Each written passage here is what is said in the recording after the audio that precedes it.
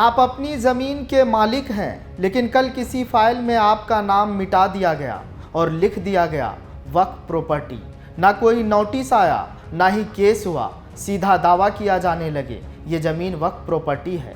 तमिलनाडु से लेकर मध्य प्रदेश तक, कर्नाटक से लेकर दिल्ली तक, चाहे वो मंदिर की ज़मीन हो, स्कूल की ज़मीन हो या फिर गांव की गलियां, सब पर हो रहा है कब्जा।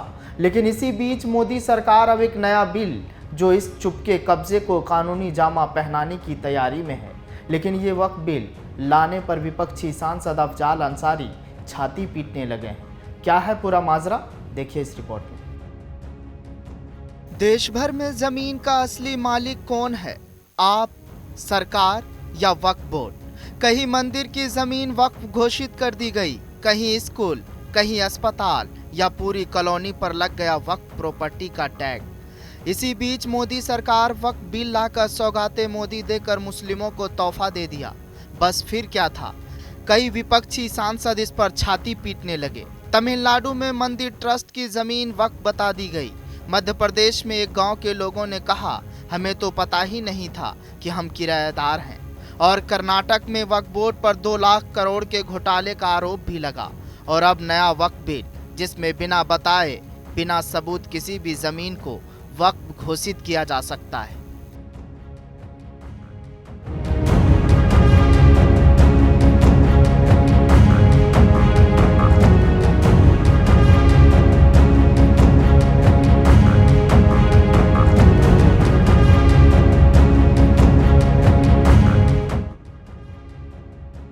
एक तरफा कानून जिसमें न हिंदू मंदिर सुरक्षित है, न आम आदमी की विरासत।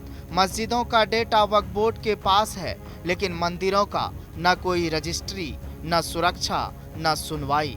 तो क्या यह सिर्फ जमीन का मामला है या सेकुलरिज्म के सीने पर छुरी?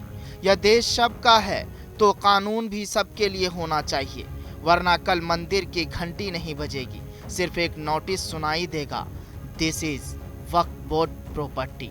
लेकिन मोदी सरकार हर समाज को इज्जत दिया है। राम मंदिर बनकर तैयार है और देश गर्व से गूंज रहा है। लेकिन क्या आपने कभी गौर किया है कि जिस नेता ने राम के लिए इतना किया, उसने रहमान को भी उतना ही सम्मान दिया।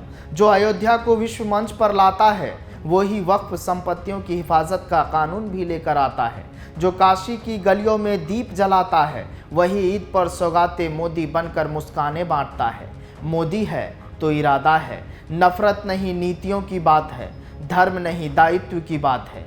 लेकिन उस पार कैसे मोदी के लिए सिर्फ राम नहीं, रहमान भी उतने ही ज़रूरी है। और ये बात सिर्फ उनके शब्दों में नहीं, उनके किए कामों में भी दिखती है। अगर राम भारत की आत्मा है तो रहमान उसकी रूह का रंग है। यही सोच है भारत के प्रधानमंत्री नरेंद्र मोदी की, जो न सिर्फ अयोध्या में राम मंदिर बनवाते हैं, बल्कि मुसलमानों के लिए भी ईमानदारी से काम करते हैं। मोदी की सियासत सिर्फ धर्म नहीं, बल्कि देश के हर नागरिक की तरक्की के लिए है। लेकिन वक्फ बिल लेकर मोदी सरकार से अफजाल अंसारी सीधा सवाल करते हुए नजर आए।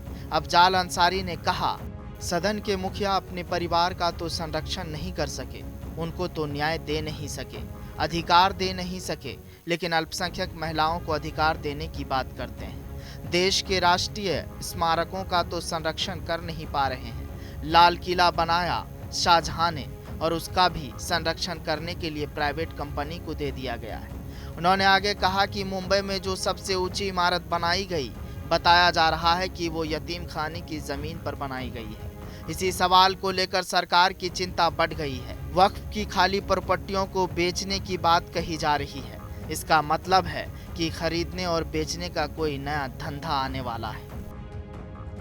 मंदिर की घंटी बंद, नोटिस की दस्तक शुरू। कानून सबके लिए या फिर सिर्फ एक के लिए? ये आपकी जमीन या वक्फ की? धर्मनिरपेक्षता के नाम पर जमीन का कब्जा। प्रधानमंत्री नरेंद्र मोदी को लेकर एक आम धारणा है, वो सिर्फ बहुसंख्यक समाज के नेता हैं, लेकिन तस्वीर कुछ और कहती है। अगर राम उनके लिए आस्था है, तो रहमान उनके लिए भारत की विविधता का सम्मान भी है। लिहाजा अब सवाल उठ रहा है कि क्या यह धार्मिक ट्रस्ट के नाम पर जमीन का जिहाद है? क्या हिंदू मंदिर, किसान और आम आदमी की संपत्ति अब सिर्फ नोटिस के भरोसे छोड़ी जा रही है? एक धर्म की बोर्ड को क्या एक धर्मनिरपेक्ष देश में इतनी ताकत मिलनी चाहिए? क्योंकि राम के बिना रचना अधूरी है और रहमान के बिना राग अधूरा है। मोदी ने ये बात समझी है और शायद यही वजह है कि उनकी राजनीति में भारत की हर जाति, हर मजहब और हर इंसान की जगह है। फिलहाल इस रिपोर्ट में आज के लिए बस इतना ही। जनतंत्र टीवी पर खबरों का सिलसिला जारी रहेगा।